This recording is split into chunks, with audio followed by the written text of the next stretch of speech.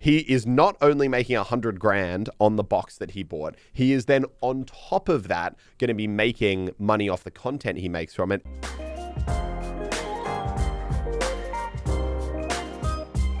What's up, guys? Welcome back to Watch Time. I'm Grace, and I'm here with my brother and business partner, Elliot. We're talking gaming, we're talking social media, we're talking everything that's happening in that realm. This week, we're going to be going into Pokemon cards and why everyone's collecting them. We're going to be talking about FaZe's collaboration with Heat, the Phase 5 competition. But first, Elliot, I wanted to touch on Hecz and Optic. So last week we spoke a little bit about Hecz apparently buying back the rights to Optic, which is a pretty major move considering he sold it just over a year ago, and he's probably one of the most OG, biggest org sort of splits that I know of for sure. And because Optic is currently an owner of a CDL COD League team, which like they were selling for I think $40-50 million each. So that one asset that the team owns is worth $40-50 million. Just to give you an idea of like the size, I'm guessing it would have been like a $70 to $100 million buy. I don't want, that's literally me just pulling numbers out. But long story short, it would have been minimum $50 million, just to put like numbers roughly in space. Yeah, it's hard to say because there's so few details, and still Hecz hasn't said anything about it. But one of the things that we were talking about last week was what Hecz would be doing with it if he did have it and he did have access to that CDL slot, because Hecz is currently obviously with Energy, another big esports org. They have the Huntsman, so he can't really do both. But Elliot, I have a hot take and I'll be interested to know what you think about this, because I saw it on Instagram last week and it just occurred to me today. I was like, oh, there's something in this. So, are you ready? I'm ready, because I remember the thing that really frustrated me was we just couldn't quite figure out like why. Okay, so yeah. last week, Nadeshot uploaded a little throwback pic to the gram of him, Hecz, and DrDisrespect. Captioned it, Mount Rushmore. Now, here's why I think there's something in this. I don't think anyone's just posting throwback pics for the sake of it that much. And I feel like there is something in a sneaky Instagram or social media pic before something's been announced as like a little in joke. And the reason that I think this is potentially a thing is last year, you guys were all at a big YouTube event, and I remember Fwiz posted a photo with you, Lannon, Courage, Lachlan, and he posted it something like 2020 isn't going to know what's hit it. Something like that. Yeah, and it was before any of you had announced that you all had YouTube contracts, but it was already decided. That was the night Ryan made us drink an obscene number of White Claws. I'd never had White Claw before. Anyway, not. go ahead. Imagine. He didn't make us. We were voluntary subjects, but okay. What do you think? Are you on board with my theory that there's something here and maybe it involves Nadeshot and the doc? Like, I'm not, but I also still just can't make any sense of that. Like that doesn't, because I agree that's such a thing that someone would do is post a sneaky tease. And you're right, that does seem really random, unless they were like all in a Discord call getting nostalgic. But it doesn't help me because I'm still like, Nadeshot owns 100 Thieves. Hecz is on, obviously, with Energy. Like now, so that in many ways splits it up more. We were like, oh, how is Optic and Energy going to be a thing? They're two different teams. Maybe they acquire certain parts of it. I don't think throwing Nadeshot into the picture makes it any clearer, because then you got two competing esports orgs with very different like ethos on how to do things. Well, not very different, but different. And yeah, and then they're I don't know. Like I think maybe it lends into the theory we had last week of him selling the team to 100 Thieves. But then once again, it takes us back to why didn't 100 Thieves just direct purchase it in the first place? I don't know. It doesn't help me. I'm just more confused. I don't like that you suggested that theory because now I'm just more confused. We haven't even got into the part where the doc's part of the photo. Yeah, no, exactly. Look, I could be wrong, and maybe it's a little bit of a hot take, and maybe it's because 2020 has come with far too many mysteries, and I'm just out here trying to solve them, and I've got a little bit too much time on my hands. Why was the doc banned? We still don't know. Why is no one talking about this? Sorry, go ahead. No one, and still, this is your weekly reminder that you still don't know why the doc was banned. Literally, that's why you should come back every week, because we will be the ones to remind you that we still don't know why the doc was banned off Twitch, and we need to know. I'm just putting that out into the universe so that if in the future something happens and it's happening between Hecz, Nadeshot, and the doc, people can say that I called it first, and it was based on that cheeky little Instagram photo, because no one posts a cheeky little Instagram photo with no reason behind it. Oh, it just doesn't make sense to me, though. So who posted the photo? Was it Nadeshot or was it Hecz? Yeah, Nade. I just love how obscenely tall Doc is in that photo. Like I've met Nadeshot and Hecz, and they're not especially short, but I've also met Doc, and I'm like, oh, okay. He is a tall man. I think he's 6'5", 6'6". Yeah. Yeah. Yeah. And he's got the presence to hold it. Anyway, that's my hot take on the subject. That's not a take. That just adds confusion. You gotta have a take. No. You need to make a conclusion. You've just been like, oh, the plot thickens. There's okay. My other piece of evidence towards this is I was watching Hex's podcast this week, and he mentioned that he's getting a place in LA for an LA project that he's working on. So I don't want to add to it, but I feel like there's something. I don't know. 100 Thieves is in LA. Energy is not in LA. I don't know. And then, you know what I'm thinking? I'm like, what does Energy think about all this? Because Energy must be on board. You wouldn't want to piss off Andy Miller. He's a great guy. Okay. So this is what I don't get. Andy's the best. Hecz and Andy and Hecz and Andy are definitely tied, because I still see, because I actually noted after our podcast last week, I was like, oh, maybe something like happened and this is Hecz like on the out. But then like I saw them like adding each other last week, so clearly that's not the case. So then I'm like, okay, well then it's got to be something that Energy's cool with, in which case maybe it's like a partnership between Energy and 100 Thieves. But then that takes me back to the fact that Energy already has a COD team. So, like, it couldn't be them, like, because my, like, absolute crazy thing would have been, like, oh, maybe, like, Energy and 100 Thieves, like, combine into one org and they, like, share what they've got. Oh, my God. No. But once again, because I know there was a point where Energy was, like, a bit, unsure about their identity and maybe, like, rebranding and all that. And I was like, okay, I guess, like, maybe that could be a way to go about it. But then that doesn't actually solve it, because then you've still got there's two COD League teams in play here between Energy and Hecz, and then you've still got two COD League teams. So the numbers just don't add up. I'm very confused. Watch this space, because I'm getting angry that I don't know and I want to know. Let's talk about Pokemon cards.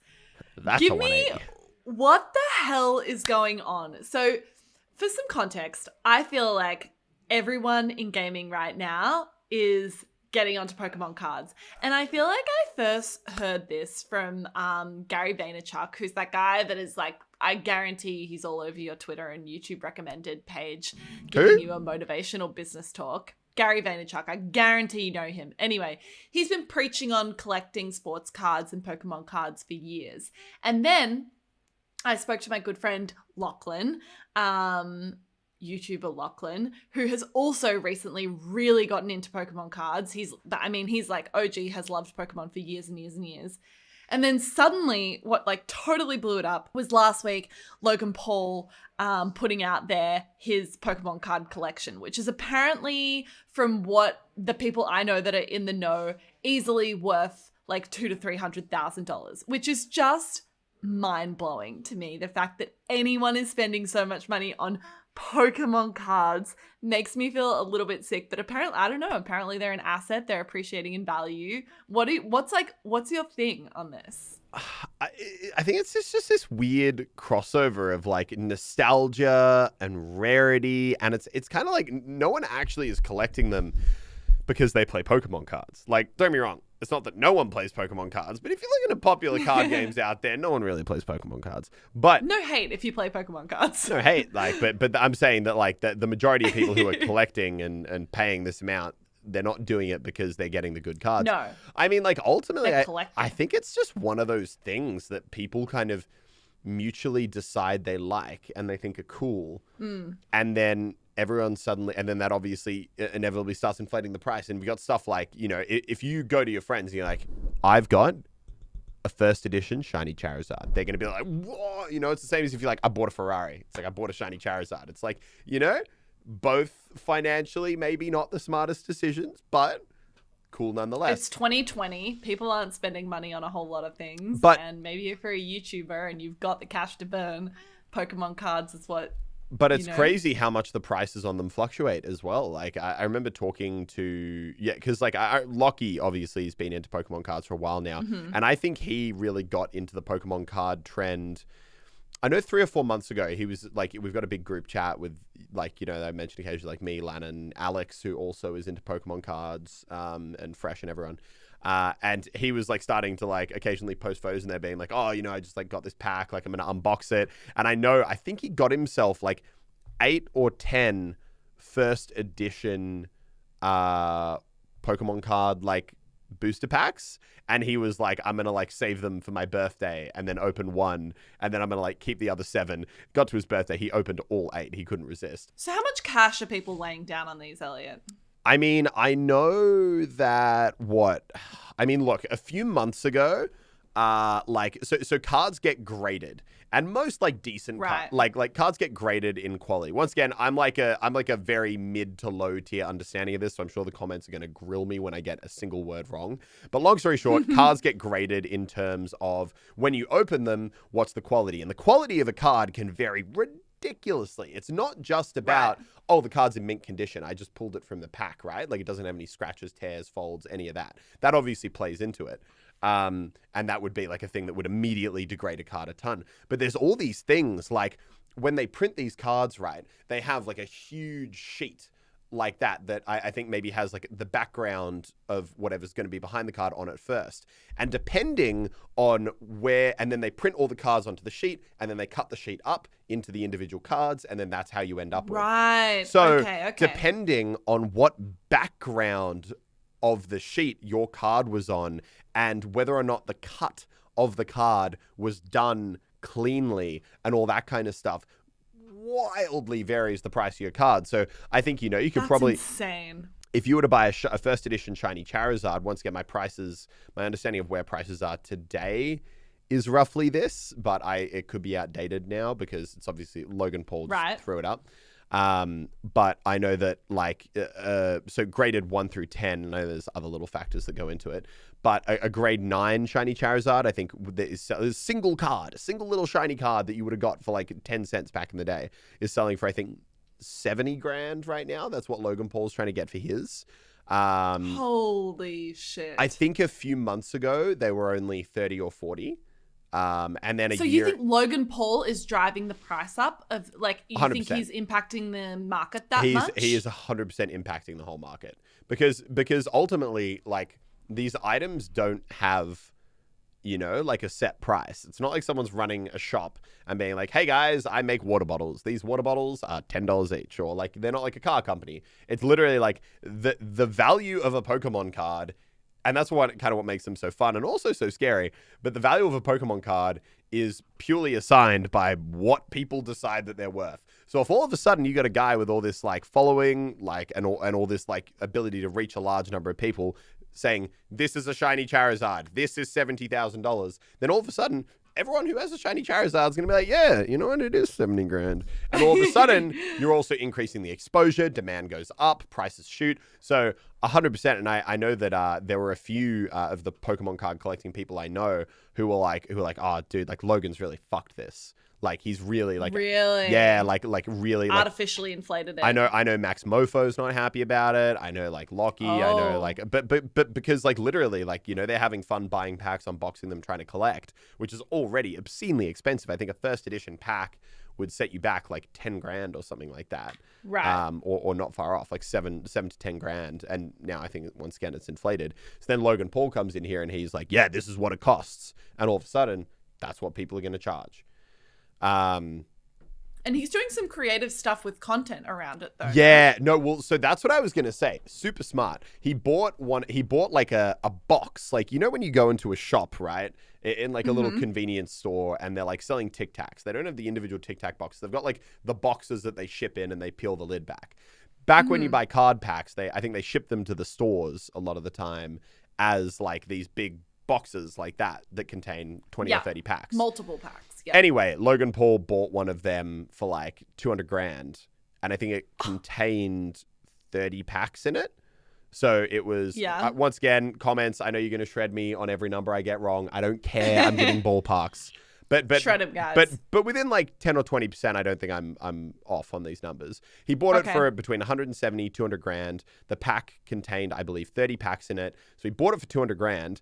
And then he's now auctioning off each individual pack in that box, the contents of those packs, for 10 grand each. So he bought it for 200, but he's going to actually make about 300, assuming he can sell all these packs. And he's selling them, like, keep in mind, if you buy one of these packs individually online, they're 7 or 8 grand, and he's trying to sell them for 10. So he's severely marking it up. All right, so we both know a couple of people who have got in on this, but we're not going to say who, because we just started to say their names, and then we were like, we're going to leave them to have that moment to announce it if they want to. But we must know, at least a couple people that have bought those. But here's the thing, Logan. like when you buy these packs, he's not going to send you the pack out of the box.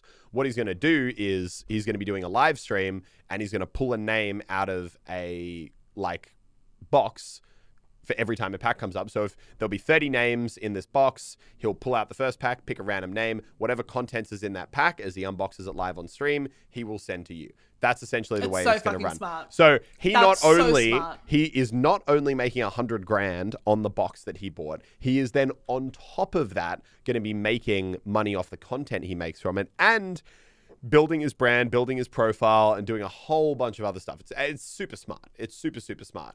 But I also, love that. Like, I never Logan thought I would be saying spending 80 grand on a Charizard and spending 200 grand on a pack of little Pokemon cards. I never thought I would be saying that in the same sentence as, that's smart. That's really, really smart. But apparently I am, because it's 2020 and I don't know what's going on anymore. Elliot, maybe are you one of the people that has bought one of those packs? I am not going to lie. I sat there and I was like, it could be a funny meme, but I just like, I couldn't do it. I just couldn't do it. But I'll tell you what, like, really? But you know what I think is super interesting, and I feel like we're getting a little bit sidetracked here. But I was chatting to Lockie about this as well, because I was like, oh, like, you know, you've bought like all these packs of Pokemon cards, and you've got so many. Like, what are you gonna do? And we were actually like chatting about something that I love the idea of, and I really want to try and like work on. Is creating like I don't know, like a show cabinet or something in my house, and I think Lockie wanted to do something similar, that's just like almost like a little museum of, and you know, it might only have like 20 things in there, but just have like a show cabinet that has like 20 different things in there, and each of those things is like a seriously cool, sought after, awesome piece of gaming memorabilia. Like, you could have a grade 9 or a grade 10 first edition shiny Charizard in one of those spots. You know, you could have an unopened booster pack in another one. You could have just, but you know what I mean? But like, that's Pokemon cards as one example. But I'd love to find, I'd love to find just like rare gaming artifacts and have them in a display case. I just think that would be cool. I think it's definitely cool. When I've spoken to Lachlan about it, he said that, you know, he has obviously done really well over the last few years, and people spend a lot of money on cars and art and that sort of thing. And he's like, I'm not really interested in that. He's like, I fucking love Pokemon cards. He's like, it's nostalgic. They mean something. It's like a fun thing to collect. And he just gets that enjoyment out of it. And I think like, if go for it, like can't really knock it. Yeah, no, seriously. I mean, like, a lot dumber things to waste your money on, like Vegas. True that. There is Vegas always or- dumber ways to spend your money. And you know what? I think, but here's the freaking crazy thing. And the only reason I didn't do it is because I think if I wanted to get into something, I think you got to be like Lockie, where you're like, you're into it. You're like super, super keen and passionate about it. You love it.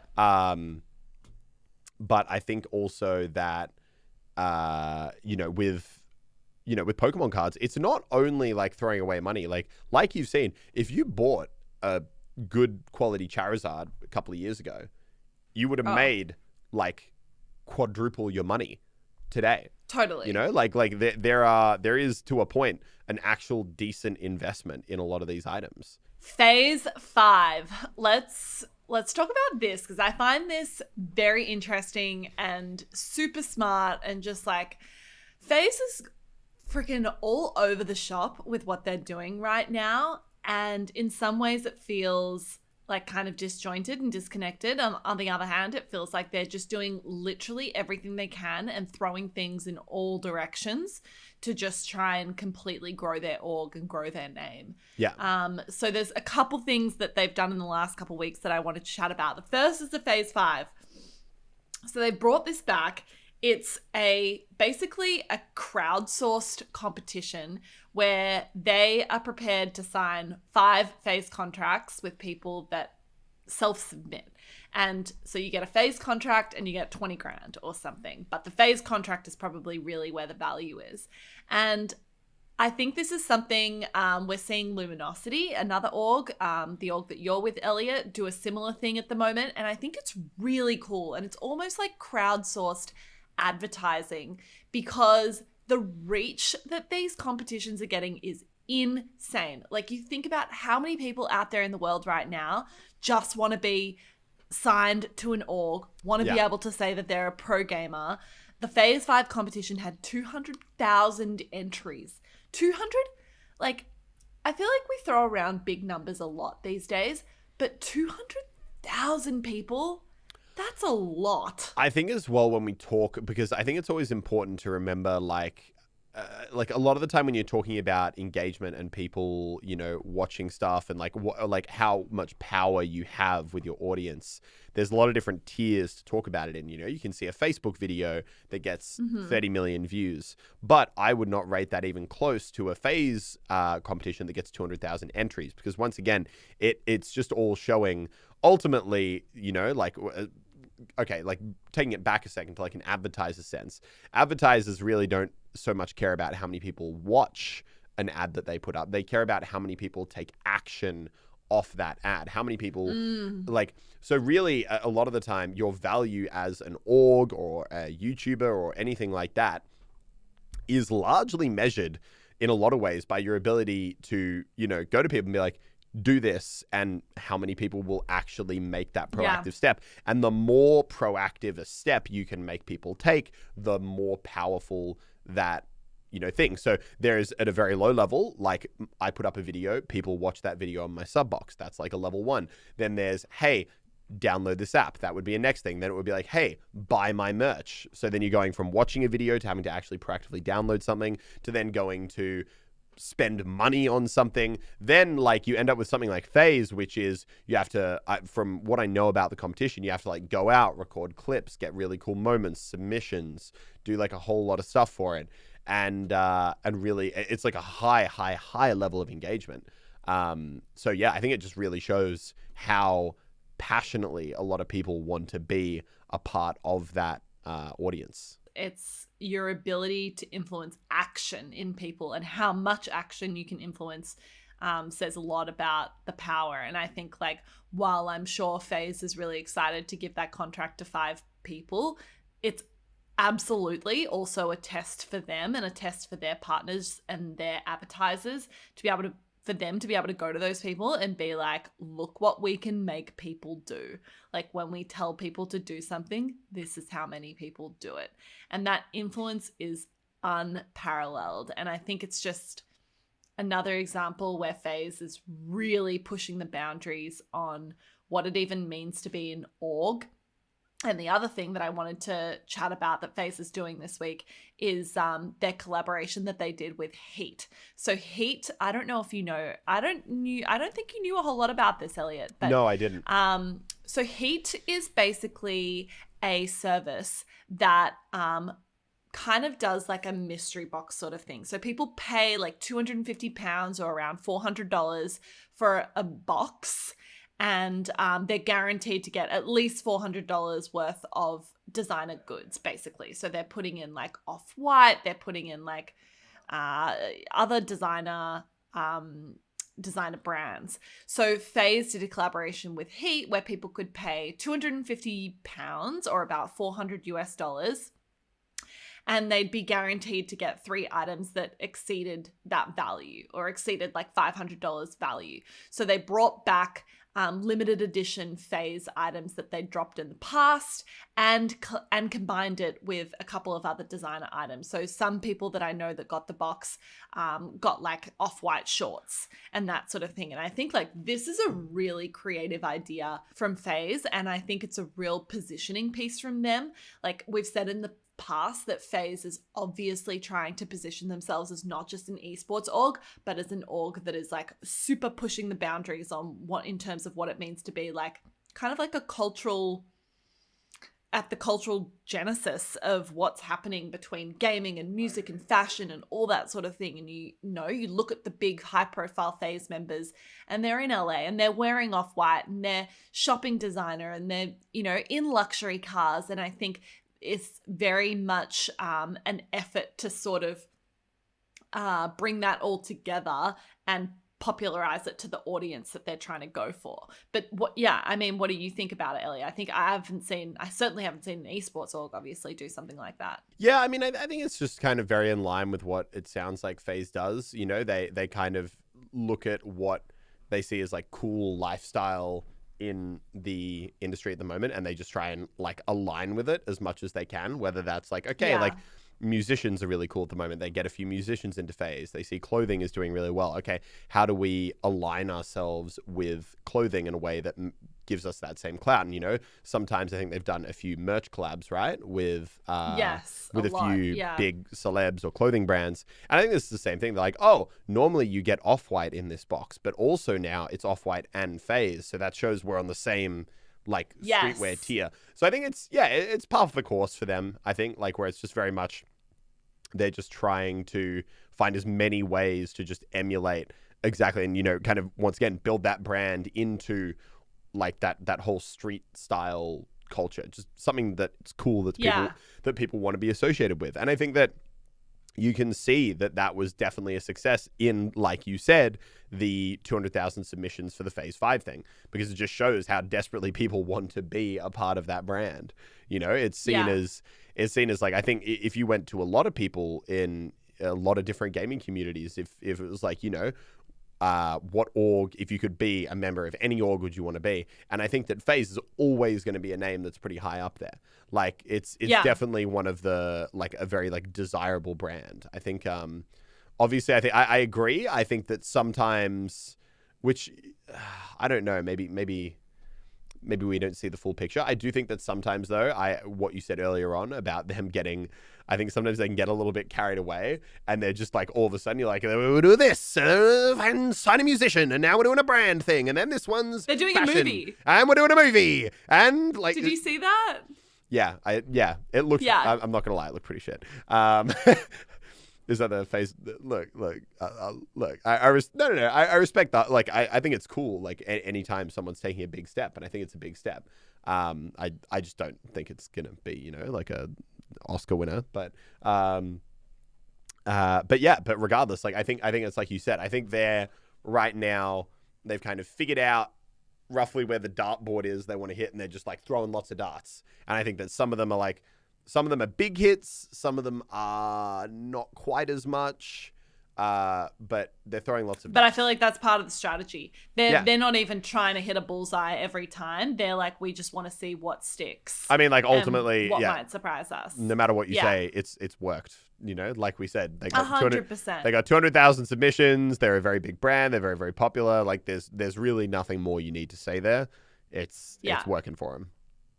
All right. Well, there you heard it from Elliot.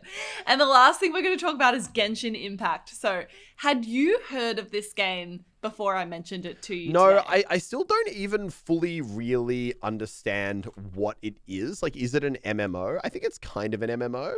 It's like a role-playing game. But it almost, like, from what I've seen, the gameplay I've seen, it looks kind of like a very Breath of the Wild esque art style, and then the actual gameplay itself I haven't looked into as much. But long story short, I think what's more cool about it is I believe it was initially, and it still is, a game that was being designed for console, and it's also available on mobile. And I think PC. And PC, yeah. And I think the coolest takeaway I had from it is just that the power of phones and computers is so rapidly intersecting, because we're so much better at making things small, and ultimately like that means that that phones are just getting closer at, like, you know, it was initially like computers going off like this and phones kind of flatlining, whereas now, like, it's really kind of intersecting a lot more, where you can get so much power in a much smaller package. Like, I did that, like, even now occasionally I've done a few sponsored things for phones recently, and I'm looking at the stats on them and I'm like, how is this, what, like, literally I had a mobile phone the other week, 144 hertz screen, bro.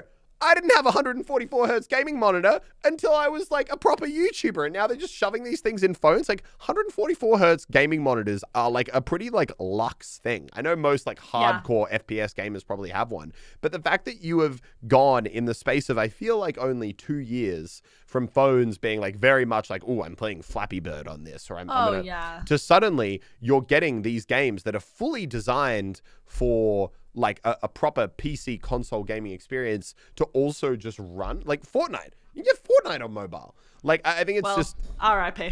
Oh, shit. Hey, didn't think about that sentence, did I? Touchy subject. Hey. You may be able to get Fortnite on mobile. You could get Fortnite on mobile.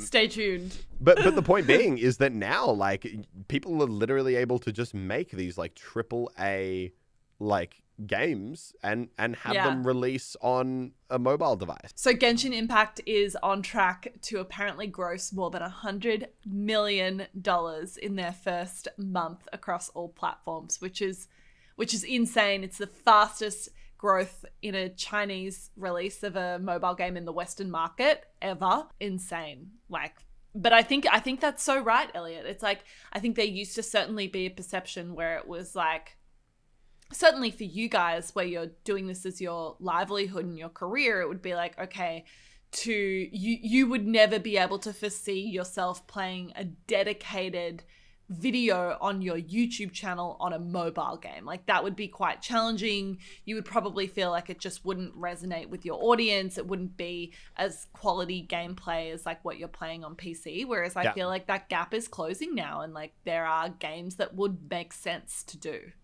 Yeah, no, 100%. I'm just super interested in how it's going to affect game development. I think what's interesting is, same with PC, like, you know, like some of the biggest games on PC recently have been, you know, really simple things like Among Us.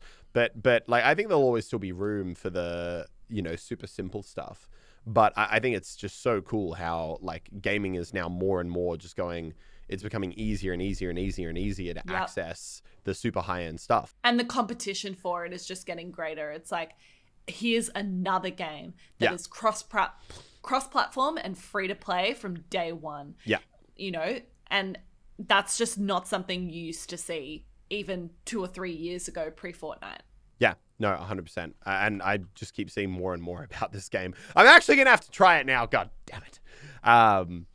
But yeah, no, I think ultimately it's just awesome. It's really, really cool. And I think that, that, you know, it just shows that, like, I think it more is just an indication of the gaming industry in general, like, going up and up and up.